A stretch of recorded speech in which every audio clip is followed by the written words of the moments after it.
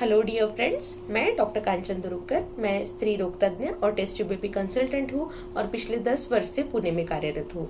आज हमारे साथ डॉक्टर किशोरी माने हैं, जो कि जाने माने योग बर्थ एजुकेटर है और उसके अलावा योगा थेरेपिस्ट है। और आज हम उनसे जानने वाले हैं कि कैसे मेल इनफर्टिलिटी में, मतलब अगर पुरुषों में फर्टिलिटी के रिलेटेड, कंसेप्शन के रिलेटेड प्रॉब्लम है, तो उनमें योगा कैसे हमें बूस्ट कर सकता है फर्टिलिटी को, ये हम जानने वाले हैं। So welcome doctor Kishori. Hello everyone. आज का जो टॉपिक है बहुत सेंसिटिव टॉपिक है, बिकॉज मेल फर्टिलिटी के बारे में ज़्यादा लोग डिस्कस नहीं करते हैं, लेकिन डिस्कशन करना हमें ज़रूरी है।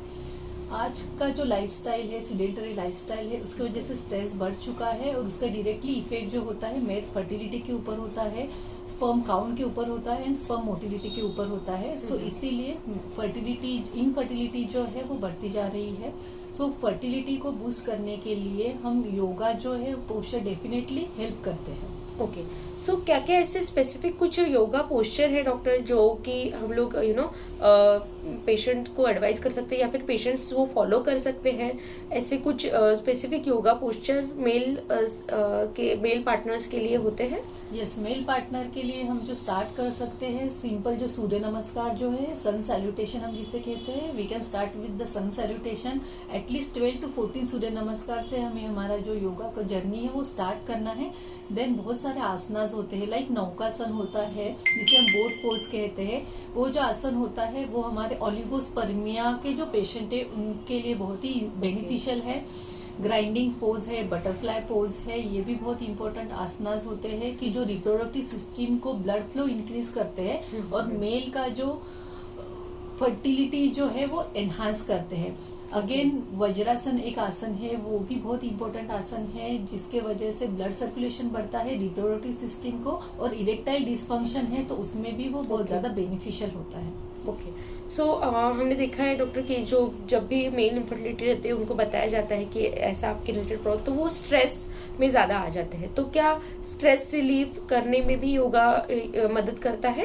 यस, स्ट्रेस रिलीज करने के लिए हम जो है ब्रीदिंग एक्सरसाइज कर सकते हैं और मेडिटेशन भी कर सकते हैं। तो ब्रीदिंग एक्सरसाइज के वजह से क्या होता है, हमारा ओवरऑल ब्लड सर्कुलेशन बढ़ता है और हार्मोनल रेगुलेशन प्रॉपर होता है। ठीक है, उसमें भी मेनली अनुलोम विलोम है, कपालभाति जो है बहुत ही इंपॉर्टेंट होता है, और एक शीतली प्राणायाम है या सितकारी प्राणायाम है, वो करना इंपॉर्टेंट होता है। बिकॉज स्पर्म जो है वो कूल एनवायरनमेंट जो है वो ज्यादा प्रेफर करते हैं। ठीक है, सो शीतली प्राणायाम है या सितकारी प्राणायाम है, उसके वजह से हमारे बॉडी में कूलनेस आता है। सो ये फेवरेबल कंडीशन होती है स्पर्म जनरेशन के लिए या स्पर्म को एनहांस करने के लिए, मोटिलिटी एनहांस करने के लिए। सो ये टाइप के प्राणायाम मेल ने डेफिनेटली करना चाहिए। ओके, सो डॉक्टर कैसा, क्या इसका साइंटिफिक क्या बेसिस है कि कैसे ये जो प्राणायाम है, ये जो ब्रीदिंग एक्सरसाइजेस है, इसका साइंटिफिक रीजन क्या है? ब्लड फ्लो इंक्रीज होता है, ऑक्सीजन जो है, ऑक्सीडेटिव स्ट्रेस कम होता है, क्या इसका साइंटिफिक रीजन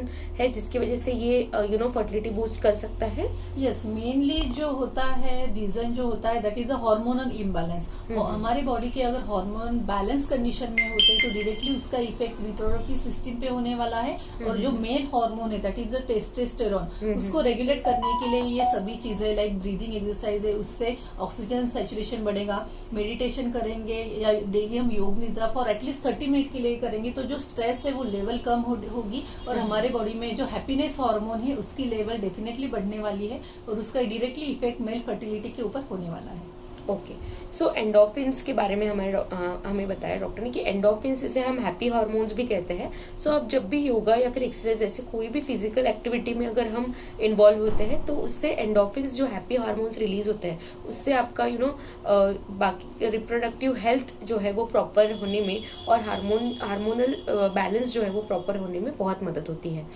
अब इसके अलावा हम जानेंगे कि कितना टाइम हमने हमारे दिन का देना चाहिए और एक वीक में हमने कितने फ्रिक्वेंटली ये योगा जो है वो हमने करना चाहिए, जिससे कि हमें प्रॉपर, कभी कभी हम स्टार्ट करते हैं पर उसे कंटिन्यू नहीं कर पाते हैं। सो हमने एटलीस्ट कितने मंथ तक ये कंटिन्यू करना चाहिए, ये भी हम जानेंगे।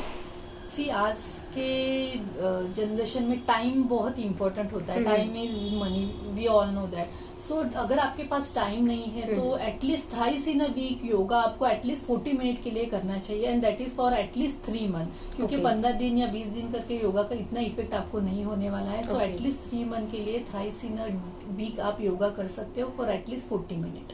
ओके, सो इतना एटलीस्ट आप 5 डेज इन अ वीक या फिर 3 डेज इन अ वीक जो है, जो हम जो इतना टाइम हम हमारे लिए खुद के लिए जरूर हमने निकालना चाहिए.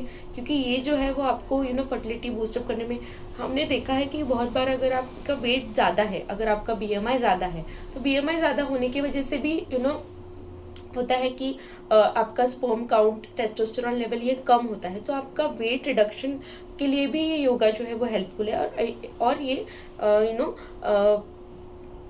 आपका आगे जाके स्पर्म काउंट और मोटिलिटी, मॉर्फोलॉजी ये सब इम्प्रूव करने वाला है. अब ये इसके अलावा एडिक्शन जो है वो भी एक इम्पॉर्टेंट है, तो उसके बारे में आप क्या कहना चाहेंगे डॉक्टर? सो ये जो है स्मोकिंग है, अल्कोहल है, डायरेक्टली उसका इम्पैक्ट होता है स्पर्म के ऊपर. मोटिलिटी कम होना, स्पर्म का काउंट कम होना. सो ये जो लाइफस्टाइल जो है, एटलीस्ट हमें फर्टिलिटी के लिए हमारा लाइफस्टाइल मॉडिफिकेशन होना बहुत इंपॉर्टेंट होता है. और उसका जो फर्स्ट जो स्टेप है that is we can start with the yoga. हम स्मोकिंग, अल्कोहल हमको कम करते करते बंद करना बहुत इंपॉर्टेंट है फर्टिलिटी को एनहांस करने के लिए. हमारा जो डाइट है वो भी बहुत ज्यादा इम्पोर्टेंट होता है.